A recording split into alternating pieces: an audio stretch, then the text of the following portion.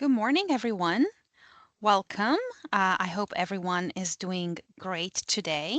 My name is Valentina, and I am the communications manager here at Ontario One Call.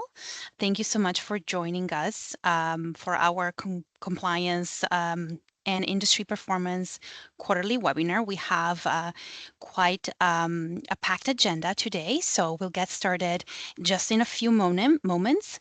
While we'll allow everyone to just come in, I just want to remind everyone that this meeting is being recorded and we will be posting it on our YouTube channels in the coming days, most likely by tomorrow. So you will be able to review it and take a look tomorrow. We're also happy to answer questions. We just ask that you use the Q&A button at the top of your screen. You can insert a question at any time during the presentations, but questions will be answered at the end of the presentations. We are going to do our best to respond to all the questions, but we will also make sure to get back to you if there is not enough time for questions. And without further ado, I would like to introduce our Director of Compliance and Legislative Affairs, Ryan McAfee. Good morning, Ryan. Good morning, Valentina. Thank you very much for that. And welcome everyone to the first Compliance and Industry Performance, or CAPE webinar of 2025. As Valentina said, yes, we have a packed agenda for you today with useful information to share. And so let me also say thank you to Lucas Singh and Isabella Hadji, who are working in the background to answer questions, coordinate the Q&A, and along with Valentina, making sure that our hour together runs smoothly.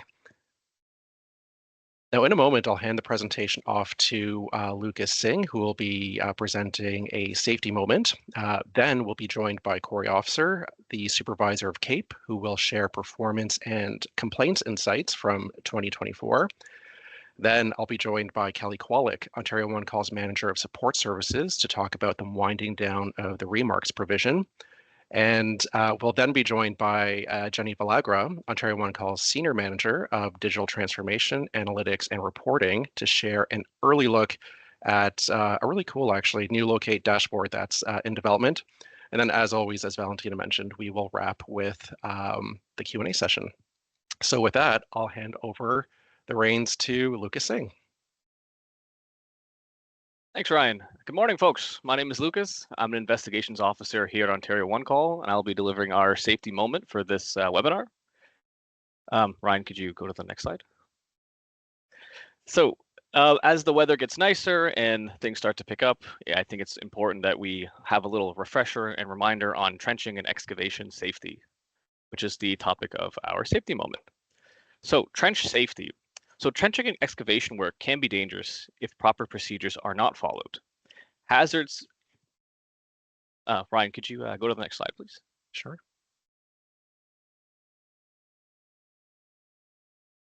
Oh, I'll just share again. There we go. There we go. Great. Perfect. Okay, so trench safety. As I was saying, trenching and excavation work can be dangerous if proper procedures are not followed. One of the biggest hazards we see with trenching is relating to the risk of cave-ins. So other hazards, including cave-ins, are struck by injuries, electrical contact, slips, trips, and falls. Trench stability is affected by several factors, such as the soil type, the improper use of installation of support systems or trench boxes, moisture content, the depth of excavation, and the length of time the excavation is left open. So an unstable trench can collapse, killing or injuring workers by suffocation or crushing a worker when they're buried by falling soil.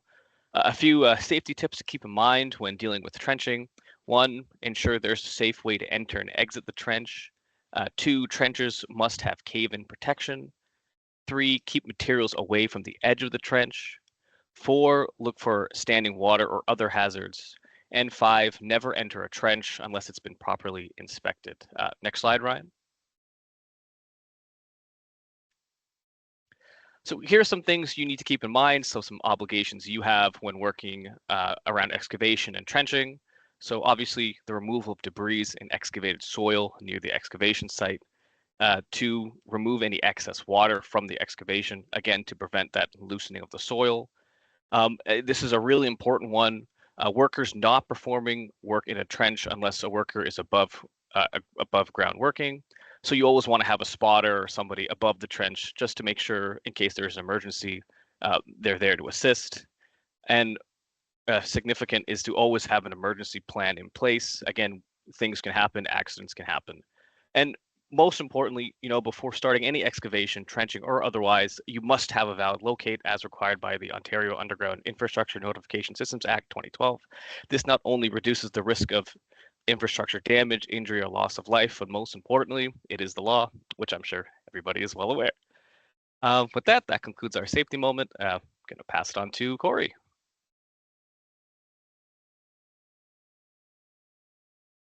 Good morning, everyone.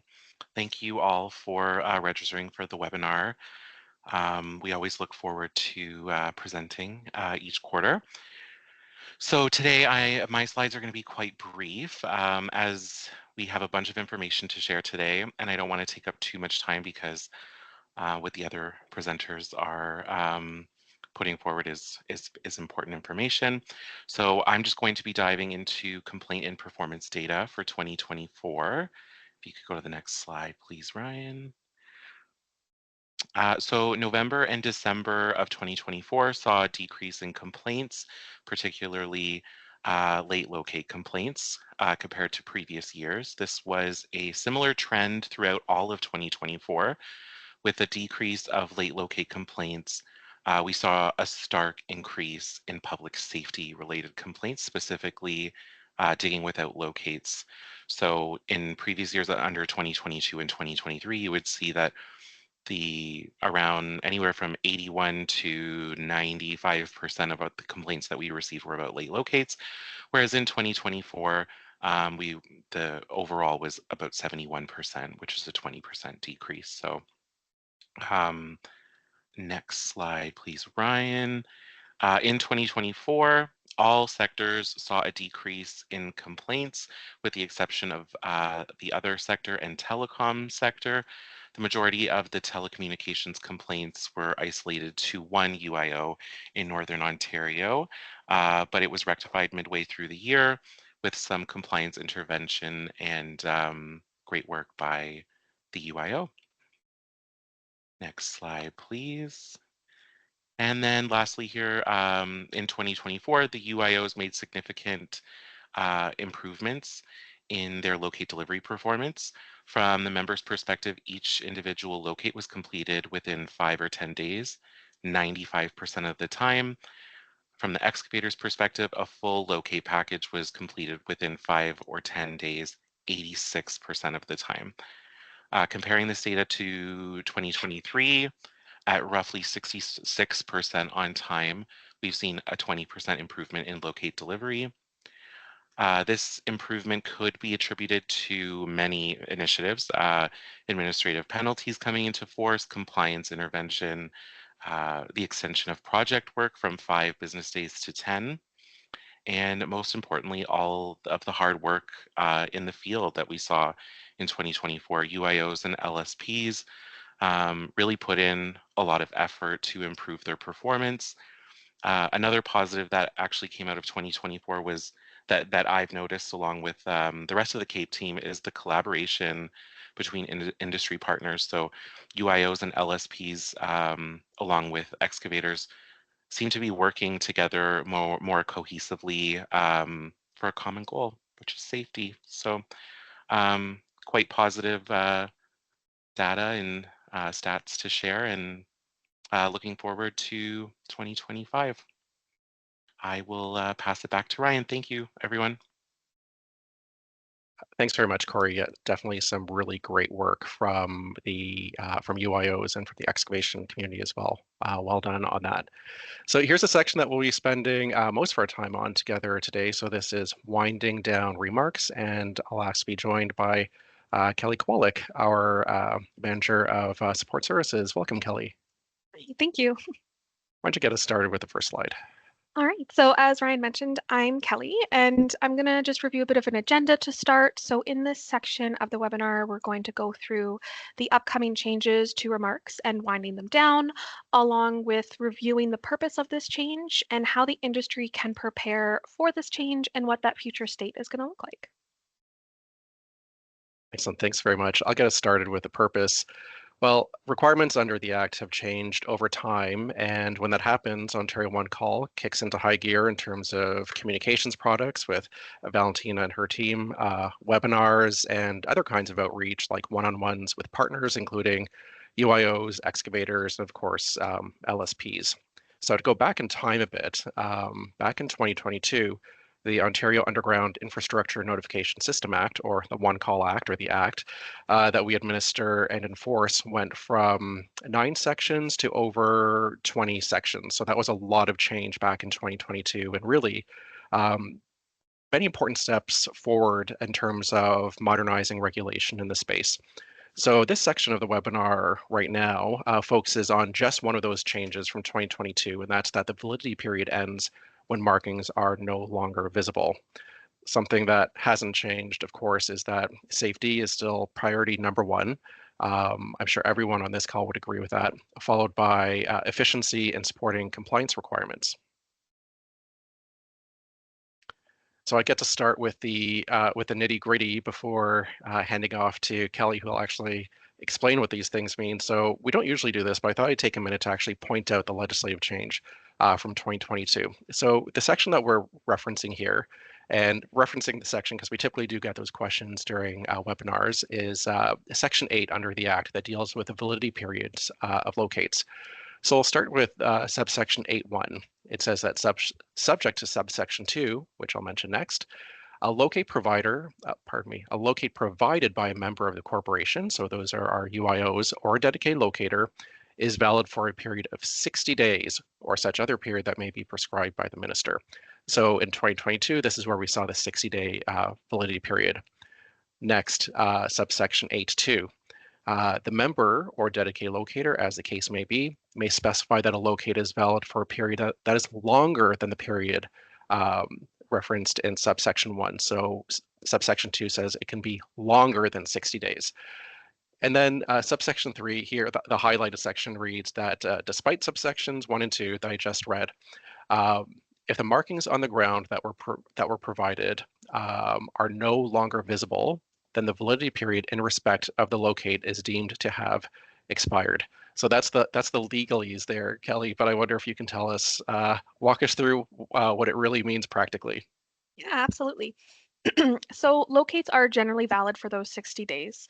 And along with the UIOs deciding to extend the validity date for those longer periods of time, it's at their discretion. This information is provided in the entire locate package that the UIO provides to the excavator. Should those markings no longer be visible, so the locate would be deemed expired, regardless if the markings are under 60 days. As a result, the remark function through Ontario One Call's web portal is winding down. And with that, I just wanted to emphasize that Ontario One Call is continuing its work on reducing unnecessary locates and improving our mapping, such as the reduction in the buffer zones and offering more offerings to come that will have a positive impact on the sector. I believe we can go to the next slide. Sure. So preparing for the change. So I'll go through a couple of the things that were done in order to prepare for this change. So these types of changes, of course, do not happen overnight, and it took a lot of planning, collaboration between the operations, communications, and compliance teams to get us here. So let's review a couple of the high-level tasks that these teams completed together. Solutioning technical requirements and testing system enhancements. Establishing a cross-functional Ontario One Call working group to predict and assess the impacts on the regulated community. Seeking guidance and advice from the former OOC Operations Committee. Creating training materials for our OOC staff to ensure implementation and readiness, along with creating a comprehensive communication plan that included multiple internal and external touchpoints. As an organization, we are modernizing and building value-add services that we're going to focus as part of our growth. I think we can move on. Excellent. Next slide. Thank you. Thanks very much, Kelly. So let's talk about the future state. So a lot of work's gone into this change. We want to share with you the legislation, but part of modern regulation is also providing some guidance and advice and letting you know how it is that on the regulatory side we view this challenge as well. So we thought probably the best way to do that was to share sort of the three most typical scenarios that we predict with you to inform you about the future state, which is really a little over 2 weeks away. So this future state is starting March 28th. You'll start to see changes in the system then, which Kelly will get into in the next slide. So yes, I don't want to muddy the message here, but when the locate is the locate is expired once the markings are no longer visible. But short of that, we think that these scenarios will provide some important guidance to manage your day-to-day work, manage working safely, and staying compliant. So let's start with the green boxes on the left. Now, if the markings are beginning to fade, so still visible, but starting to fade, and the locate is otherwise still valid based on time, excavators are still able to contact the UIO directly to refresh the markings. Some, but not all, UIOs will even note in the locate package that excavators are authorized to maintain markings and provide for best practices. And if that's the case in your situation, then excavators should follow up with the UIO for instructions and guidance. Let me emphasize in saying that, though, remembering that we're in a public safety space, that I want to emphasize that I'm saying maintaining and not recreating markings. So just drawing a distinction there. Now, excavators can find the UIO's contact information or the LSP working on their behalf in the web portal under the Locate Status tab. Now, different UIOs have they have varying practices, but the UIOs that we've consulted with tell us that in this sort of green box scenario here on the left, that reaching out to the contact person really is the best way to trigger a conversation about maintaining and refreshing markings. Now, before moving on to the orange boxes, there are a few things worth noting here. And the first one is that our advice is to not wait until markings are beginning to fade in order to trigger a conversation between excavators and UIOs or LSPs on their behalf. So I'll talk about dedicated locator in a moment, but for now, what I want to emphasize is that excavators know the parameters of their projects best. So they're in the best position to think about various factors like weather and ground conditions. Are they working on gravel, sand, or snow? Is the work happening during street cleaning season? That's probably just around the corner now. What's the likelihood that the type of work and the duration of the project will result in markings being removed before the excavation work is completed? So UIOs and excavators can work together to address project needs because together they can develop a plan or a strategy to do things like keep markings fresh and reduce the need for relocates and new locates. They can together consider the media that will be marked and to solution what the best approach will be. For instance, they can work together to consider timing and sequencing, particularly for large projects. So what I mean by this is, for example, sequencing work in a way that could reduce the risk of markings being removed too soon. And some really interesting feedback that we've received from infrastructure owners and LSPs is that, savvy participants in the space have even started to test new paint types that are less likely to fade and maybe more resistant to the weather.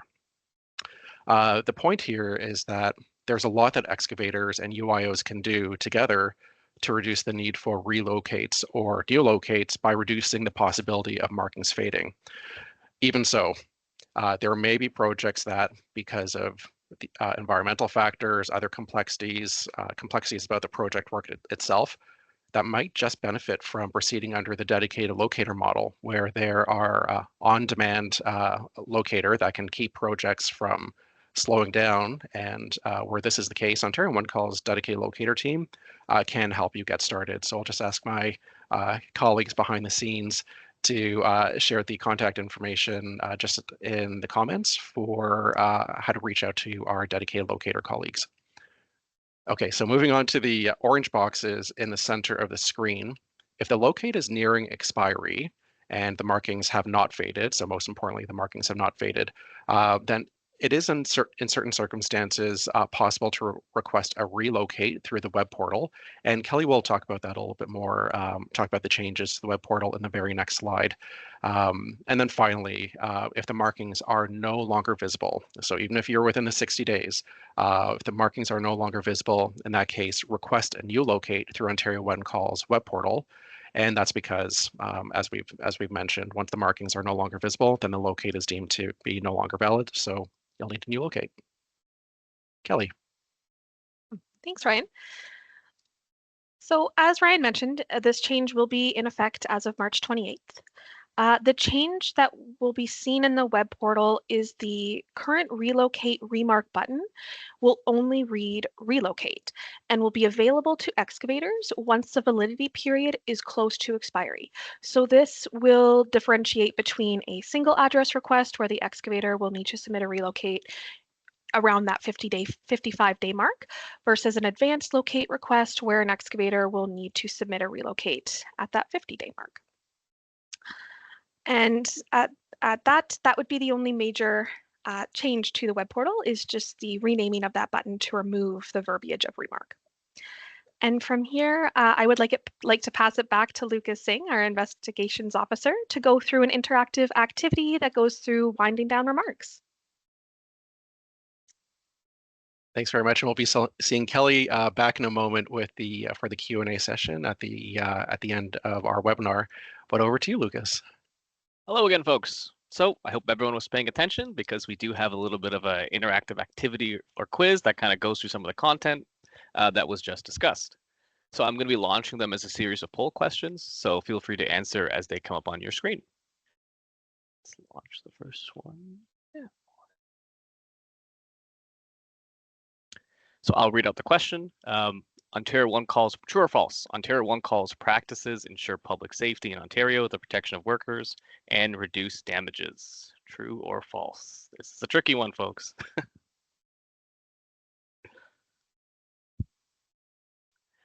Give us a few more seconds to get our responses in. Okay, and let's see. So the answer is true. Let's move on to the next question.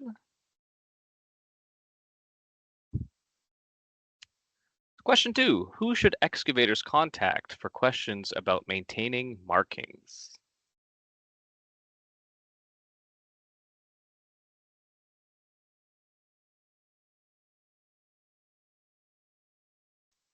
Let's give it a few more seconds for people to get their responses in. And if you said underground infrastructure owner, you are correct. Question number 3. What should a contractor do if locates have completely faded away?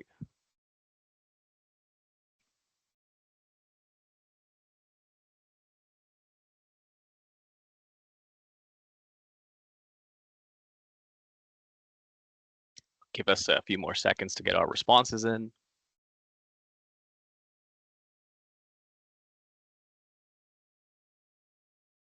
And if you said submit a new request for locates, you would be correct. As Ryan mentioned, once the markings have completely faded away, you gotta request a new locate. Moving on to the next question. What should contractors do if there is no information in the locate package about maintaining markings?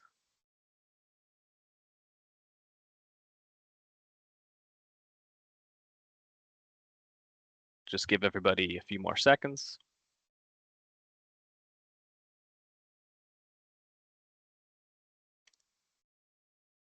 And the correct answer is reach out to the underground infrastructure owner.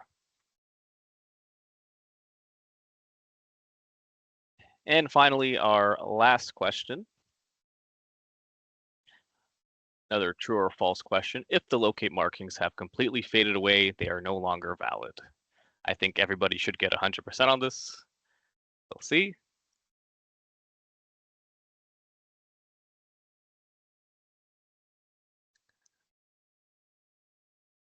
And obviously the answer is true. So that concludes our little interactive activity. Thank you everyone for participating. And let's move on to the next part of the webinar.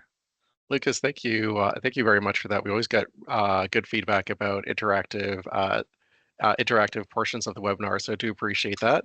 And if there are questions, we are happy to take them after the next session. So handing over the presentation to Jenny Villagra, our Senior Manager of Digital Transformation, Analytics, and Reporting.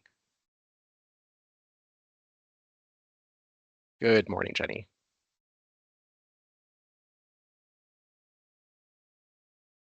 And you are on mute. Of course. But that's how every Ontario One Call webinar begins, so you're in good company. The first one of the day. So good morning, everyone. Thank you, compliance team, for inviting me to your webinar. I think this is a great opportunity to share the progress One Call has made on some of our digital transformation efforts. So since 2024, we have been working diligently to modernize our tools and teams, enabling us to engage more effectively with our clients, especially in the area of data analytics and data management. As part of this transformation and working along with the operations teams, we are proud to present our first external product, an interactive dashboard. Let me share my screen.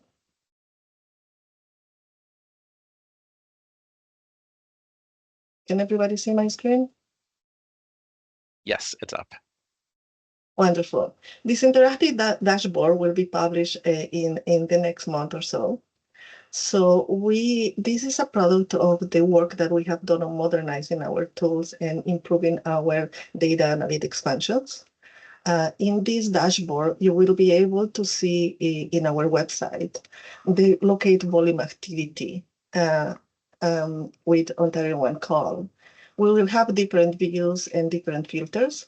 If you see at the top of the dashboard, we will have the type of requesters performing the locate request, homeowner, business, contractor, municipalities, and utilities. You will see as well the volume of the year, the different activities, the different locate activities that are happening during the year, the weeks and the different days. As you will notice that Mondays are the heaviest request locate day of the month of the week. So it's a good idea to start a locate request later in the week, it seems to be. So as well, we are able to provide you with some other insights on type of locates by priority type. So you will be able to interact with the dashboard this way. You will be able to see the request type as well. If it's a regular, is it a relocate? In this period of time, this is a year-over-year dashboard informations, which means that you will be able to see the month-over-month changes. The dashboard will be published every month on the first working day. So you are able to see insights of the DL request as well, the public stream requests, and you will be able to have a view of the different Ontario regions and the locate request activity. In addition to these insights, we have created a geographical view of the stats and data that will allow us to see the different activities in the regions and the different municipalities. So if you let me drill into Toronto, you will see how the locate request concentration is higher in the city, and we can even go to the different areas to see what the level of volumes of locate requests in the different specific regions, towns, and municipalities. Going back to the main page, this dashboard is the first attempt for us to provide in recent information that will allow us to give you insights on our activities. and will allow us to start working with our internal and external clients on modernizing our products, being able to see, to partner and create, start working with our stakeholders, creating newer products, newer reports. Please stay tuned on the advancements that we will complete in the next month on the data insights and information analytics. Thank you. Jenny, thank you for that. I'm not sure that you can see when you're presenting, but there were a number of thumbs up and clapping emojis that popped up. I'm going to hazard to guess that this is the kind of tool, and even the heat map visualization that our sector has really been looking for some time. And you mentioned that this is an early starter, first iteration, but my goodness, it's so well done. Thank you for sharing that with us, and I hope that you can stay with us for the Q&A portion of the presentation as well, so we can transition into the Q&A. So if you have questions about anything that you've heard today, I'll ask Valentina to bring the panel up so that the audience can see us, and then we will go into our questions and answers, which will be hosted by Lucas and Isabella. So Lucas, I know that we had a couple questions that were submitted before the webinar. I wonder if we can start with those. Sure. So yeah, we did receive a few questions that were submitted beforehand, and hopefully these questions will answer some of the questions we've received thus far in the Q&A. So the first question for, I believe, Kelly. Could you please provide additional clarification on the removal of the remarks function? Can you walk us through the process of how contractors can now request remarks, given that it is no longer facilitated through Ontario One Call? If our markings are completely gone, will a locator be available to come out and perform a remark as soon as we notice the degraded markings? Yeah, so this would be something that the excavator would reach out directly to the UIO to facilitate a remark, as long as the markings are still visible and have not completely faded away. If those markings have completely faded away, you would need to submit a new locate request through the OOC web portal. If your locate request is nearing expiry, you could request a relocate through the OOC web portal. Thank you, Kelly. Moving on to our next question. This is for Ryan. I'm concerned that the changes to remarks may not sufficiently account for the impact that the constantly changing weather conditions we've experienced recently could have on markings. Can you address these concerns? What would you say to excavators who are worried about the markings constantly disappearing due to the weather fluctuations?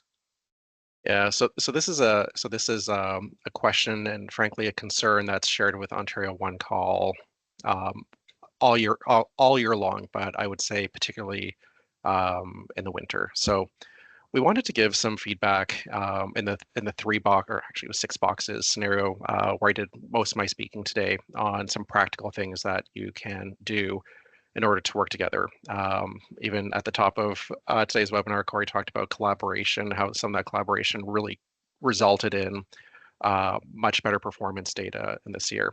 So probably the simplest thing to say is that what would be non-compliant today would be non-compliant 2 weeks from now when the change to the web portal happens. That's not so helpful. Okay, so also things to bear in mind is working together with the underground infrastructure owners. You can work to put plans in place in order to keep your markings fresh and reduce the need for relocates or new locates. In fact, in the consultation period to prepare for today's webinar, we've heard from infrastructure owners who would really prefer to just have that proactive phone call and communication link rather than receiving a new locate request or a relocate request at some point, that they'd frankly rather work with excavators in order to keep markings fresh. But really, excavators need to, they're in the best position to opine on, to think about. Are markings potentially going to be removed way too soon? And if that's the case, really dedicated locator might be the best option for you, because then you can have an on-demand locating resource that is there to support you, making sure that you don't have crews and equipment sitting idle, waiting for locates to happen. So, so really, the Ontario One Call's position is yes, we've communicated what the statute requires, but that doesn't mean that parties can't work together in order to make sure that markings stay fresh. I would say that from speaking to underground infrastructure owners and excavators, there's a view that a clean and well marked site is a safe site. So I had one infrastructure owner excavator go so far as to say that he's much more comfortable having the markings on the ground because his crews can visually see where the hazards are rather than relying on a map with measurements. So I know that the sector will perceive this as a change, even though this is something that came into force in 2022. But there are things that you can do, and like so much in our sector, that it comes down to collaboration between parties. Thank you for that response, Ryan. And our last question for this part of the Q&A is for Kelly. So many voices in the excavation community have expressed concerns about the removal of the remark function, finding this decision quite unreasonable. What would you say to excavators working on complex multi-stage projects, such as sewer and water main projects, that have historically relied on the remark function? How can we be assured that we can continue to operate efficiently and safely now that remarks are no longer available? Furthermore, will Ontario One Call's system be capable of managing the anticipated influx of new requests? Thank you, Lucas. So while the remark function is winding down, excavators do have the opportunity to facilitate remarks directly with the UIOs. As Ontario One Call grows, we're going to continue our focus on solutions that will have a positive impact on the industry while also reducing any of those complexities. For those multi-stage projects, I would say that dedicated locator is a great option. As it's been mentioned by Ryan a couple times, it really does help with those large scale projects. So I believe that the team has put in that contact information into the chat, but if this is something you would like more information on, please reach out to the members of our dedicated locator team to further assist with you. Thank you. Thank you, Kelly. And I believe it'll go over to Isabella to manage the Q&A that we've received. Hello all. My name is Isabella, and I am one of the investigators at Ontario One Call. So I'll be taking you through the question and answer session. So I'll go straight to it. So do excavators have to pay for markings to be refreshed when the locate is still valid? Okay, I'll get us started with that question. So no, there is no fee for locates. I think that what we want to land, probably the most important word in that question is valid.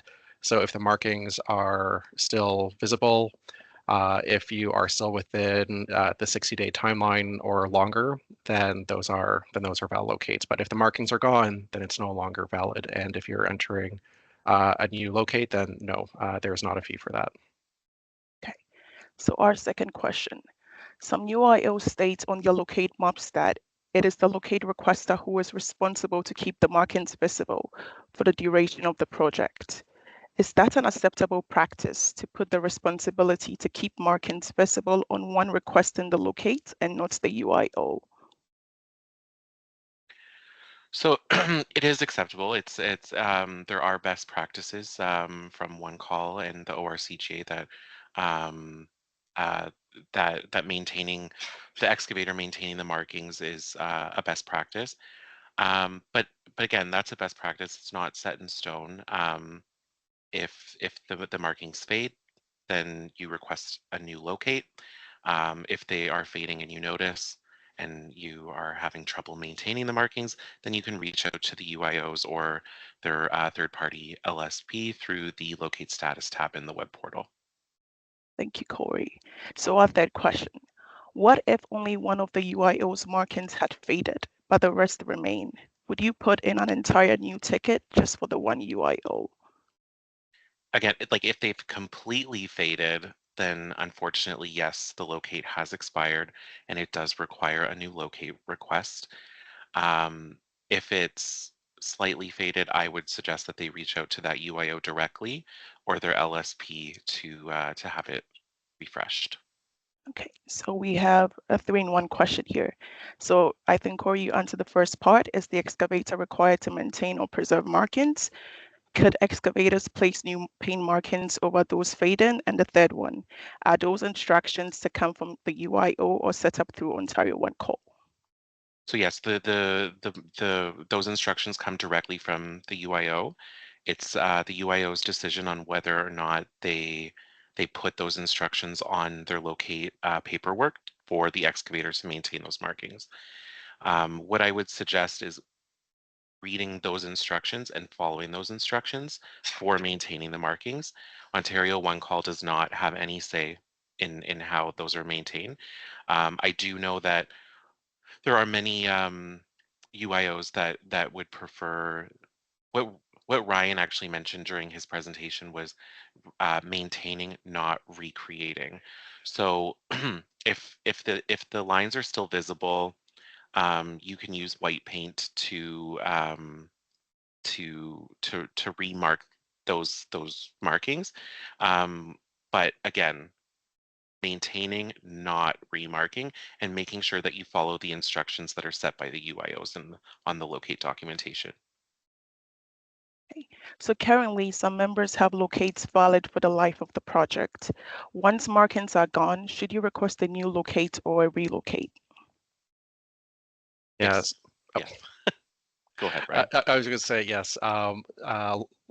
Life of project. So going back to maybe some of the more legalistic language that UIOs can have life of project locates. It's no problem because the Section 8 now. I was going to say now permits it, but since 2022 has permitted that. The caveat there being that once the markings are faded, then a new locate would need to be requested. Okay, thank you, Ryan. Can you request for stakes or flags versus just paint markings so that the locates will last longer? I actually think, Kelly, that might be a better question for you because I believe that they can make that request when submitting the request. Is that correct? Yes, you can make the request when you submit in the additional information. There's also a checkbox for you as the excavator to say you've marked out your dig site. But at the end of the day, it is the UIO who does the markings and does plant the flags for the locate request. Thank you, Kelly. Snow is a major issue when it comes to locates and markings throughout the winter. What is being done to prevent work from stopping if markings are covered by snow, therefore not visible? Does this require a full new locate to be submitted? So I'm sure everyone on this call has experienced the snow issue. Just in front of my house, just a couple days ago, the house across the street was putting in gas into their home because they didn't have access to gas, and so they actually did use flags, and they even with all the snow melting, they've actually stayed in place. So it's it is difficult. It's something that we've all experienced. There's kind of no way around it until somebody invents something that's better. But markings and with spray paint or flags are the best way to go. And again, if due to the snow melting or snow falling on top, they're no longer visible, it's a new locate request, unfortunately. Thank you, Corey. We have some really interesting questions coming in. As a project owner, if we place our own paint down to refresh the markings and we end up having a utility contact, have we now taken on the liability?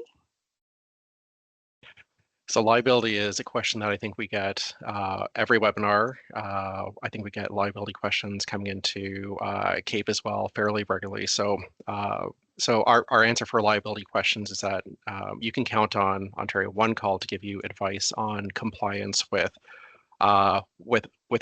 frankly what we have governance over. So under the Ontario One Call Act and our legislation, we can give you we can tell you what it means to be compliant, how we view compliance, but when it comes to liability, you have to speak to your own counsel about that, because there's liability not only when it comes to your compliance risk, but your own counsel can help you understand your liability risks when it comes to other factors, including health and safety legislation and also legislation that's governed by other regulatory bodies.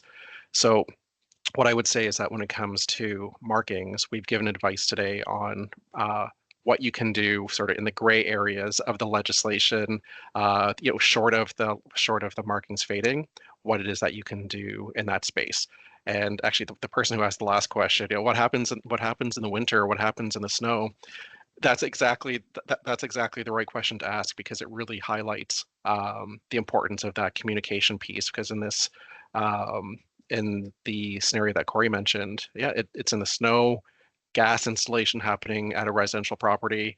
It was marked in a way that made sense for the project.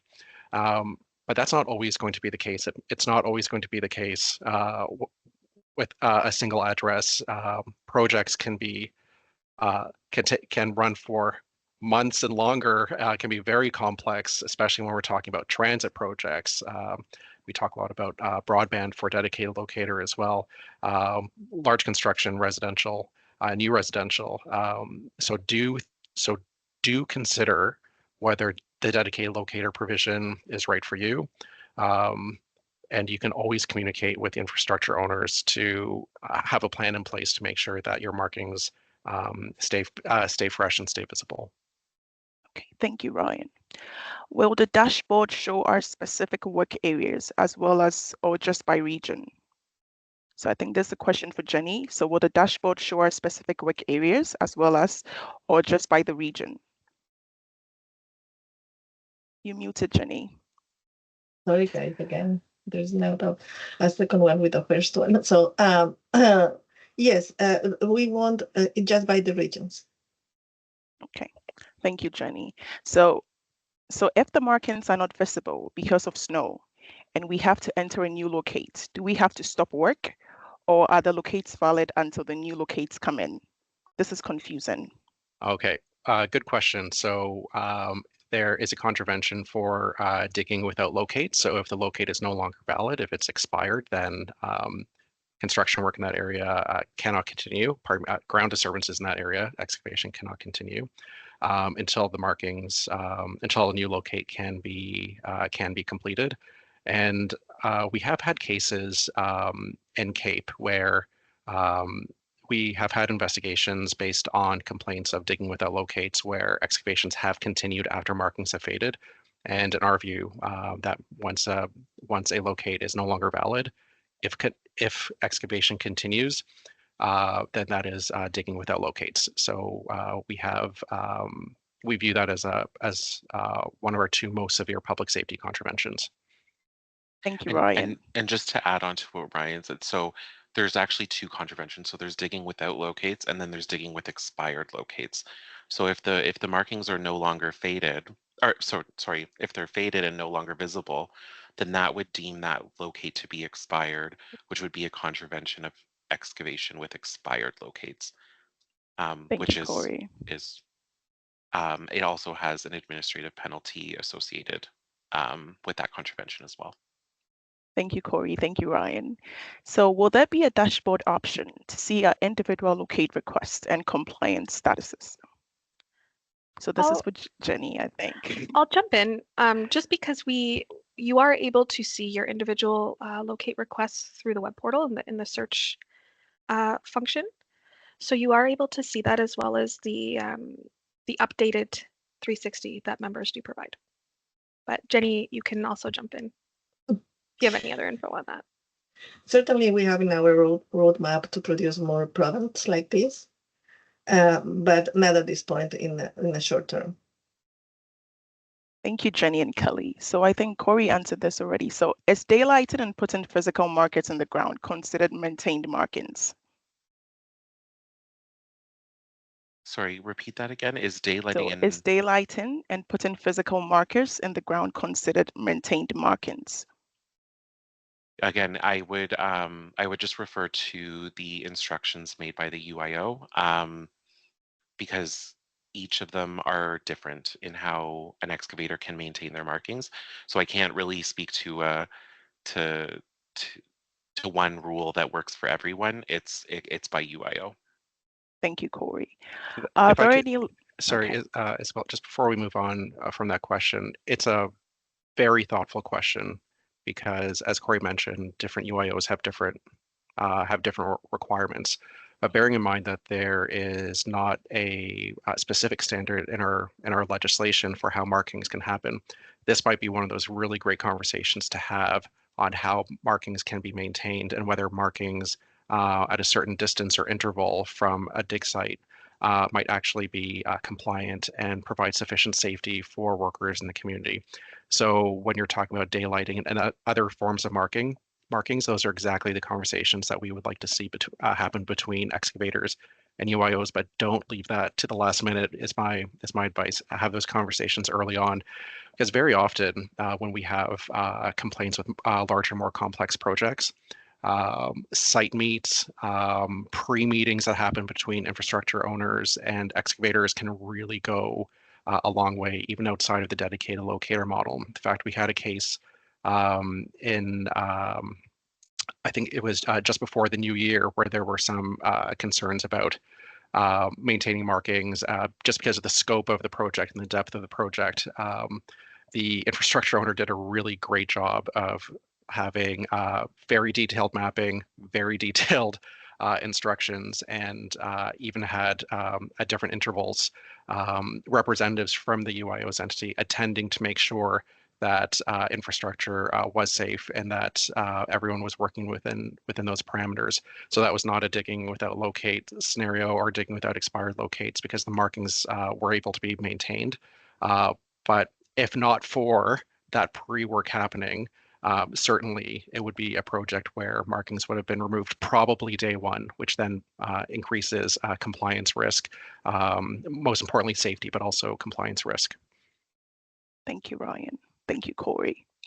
Are there any legislated timeframes on a utility owner remarking infrastructure? So a remark is under the legislation is the same as a locate. It's not a separate section, although I know we use some different language because it makes sense to do that in the context of the work that happens in our sector. So it's still the 5 or 10 business days, depending on whether it is a standard or advanced request. Not get into emergency requests. That's still 2 hours. Thank you, Ryan. And maybe Kelly, if you want to maybe touch on the timeline to relocate, how many days before expiration and all of that, I think that might be a little helpful for the group. So it is different because we do have two request types. We have that single address request and we have the advanced address request. The single address request, it's around 55 days with the locate validity being 60 days. You're going to want to submit that relocate request at around 55 days. And sorry, yes, 55 days. And for the advanced request, you're going to want to submit it around the 50-day mark with the locates having a validity of 60 days. Thank you, Kelly. Thank you, Corey. So for a standard 5 days before, for an advanced 10 days before, and then by doing that in proper planning, it won't interrupt your excavation. So if you're requesting the relocate 5 days before, hopefully you have your locates within the legislated time frame, and then you can continue to work on your projects going forward. Yeah. Thank you, everyone. Thank you. So will OOC offer an in-depth session on the new dashboard? Something to think about. We will be providing an update on our digital roadmap in the month of May. So please stay tuned. We have a dedicated email for questions and follow-ups on the dashboard that will communicate shortly. Well, something that we can do, bearing in mind that everyone's joined us for the CAPE webinar today, is Jenny, you have an open offer. If you would like to come back and Happy to come back. hijack some time in an upcoming CAPE webinar, we're always looking for topics that are important to the sector that provides helpful information. So we're happy to have you join us again, because it seems like we're getting a lot of questions and a lot of interest in this particular tool. For sure. I think Kelly and I would we can make ourselves available.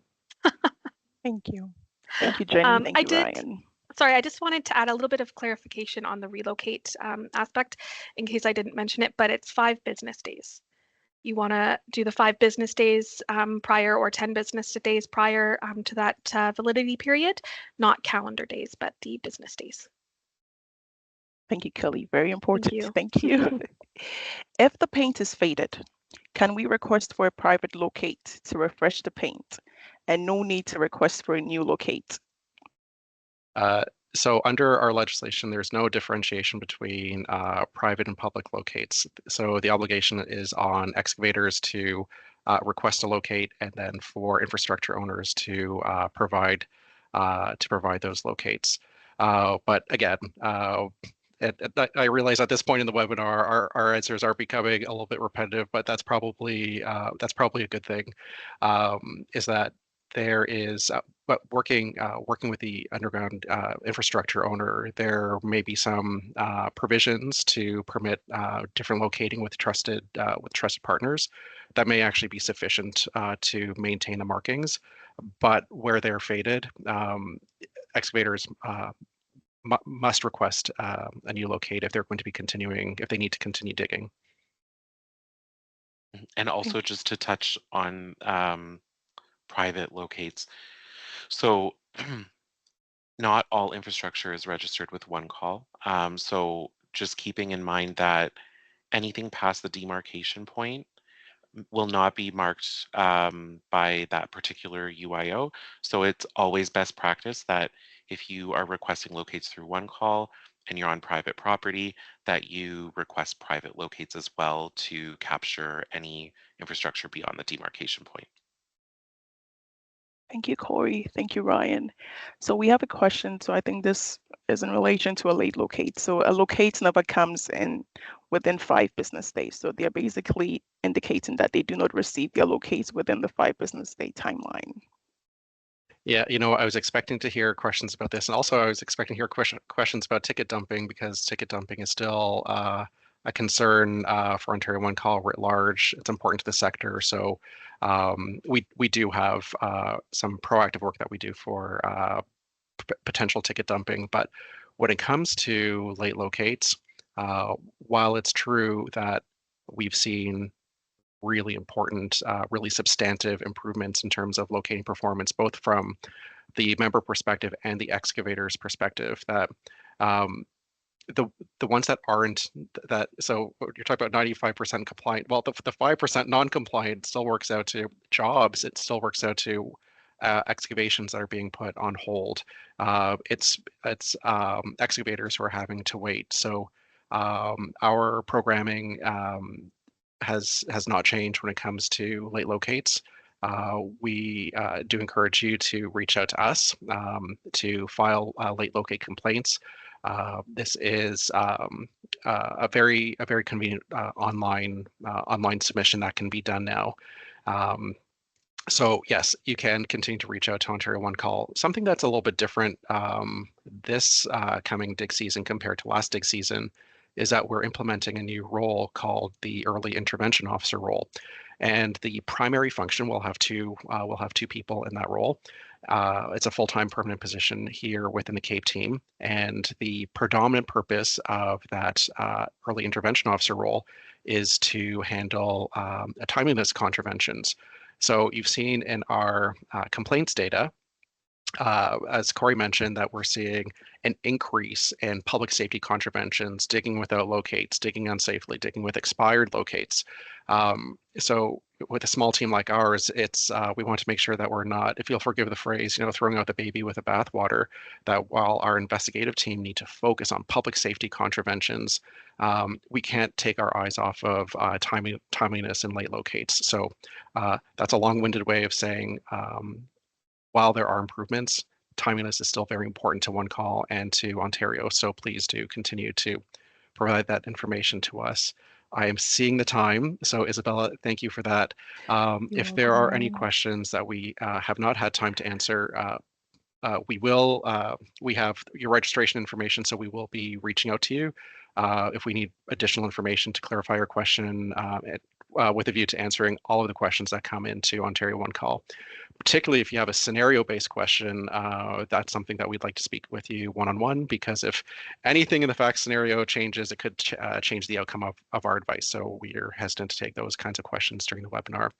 But I want to say thank you to our panel. Thank you, Kelly, Jenny, Isabella, and Lucas for handling for your contributions, for handling the Q&A, for your presentations, and your thoughtful responses and preparation. Corey, a lot of work has to go into your slides as well, so that we're able to give the sector the information that they need and are asking for in terms of compliance across the province. And thank you for the year in review for 2024. Thank you everyone for your time, and we'll see you again next quarter. Take care, everyone. Bye now. Bye, everyone. Thank you.